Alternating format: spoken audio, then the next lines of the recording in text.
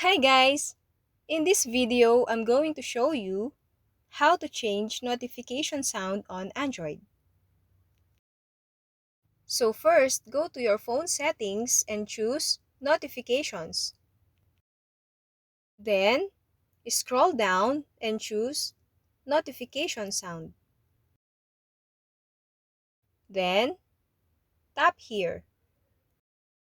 If you are using a dual SIM card phone, you can choose a notification sound for each SIM card. When you tap it, scroll down and choose from the notification sounds available. Or you can choose it to be silent.